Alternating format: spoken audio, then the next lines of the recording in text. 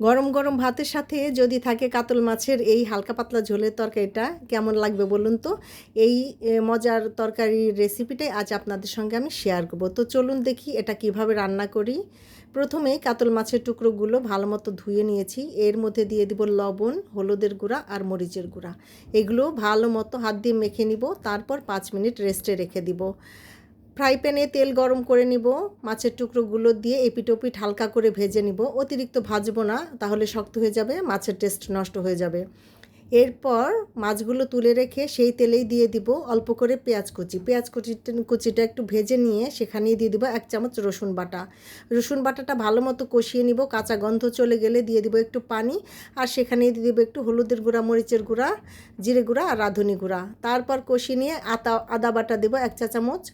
নেড়ে চেড়ে মিশিয়ে দিয়ে দিব পরিমাণ মতো ঝোলের পানি। অতিরিক্ত পানি দেব না, কারণ এটা একটু হালকা ঝোলের তরকারি হবে। কাঁচামরিচের ফালি দিয়ে ঢাকনা দিয়ে ঢেকে বেশ কিছুক্ষণ রান্না করব হাই হিটে। ফুটে উঠলে সেখানেই দিয়ে দিব আগে থেকে ভেজে রাখা মাছের টুকরোগুলো। লবণ দিব, দিয়ে নেড়ে চেড়ে মিশিয়ে ঢাকনা দিয়ে ঢেকে মিডিয়াম হিটে রান্না করব বেশ কিছুক্ষণ। এর মধ্যেই মাছগুলো একদম সুন্দর মতো রান্না হয়ে যাবে।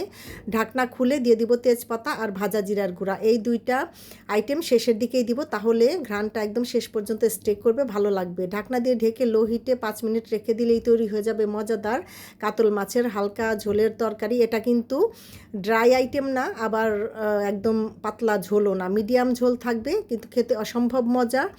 এই রকম করে আপনারা একবার বানিয়ে খাবেন আর আমাকে জানাবেন কেমন হলো। আর আমার ভিডিও ভালো লাগলে লাইক কমেন্ট শেয়ার করবেন, আর আমার চ্যানেলটা সাবস্ক্রাইব করে পাশে থাকবেন। তো আজকের মতো এখানেই শেষ করছি। এভাবে আপনারা বানান আর গরম গরম ভাতের সঙ্গে পরিবেশন করুন।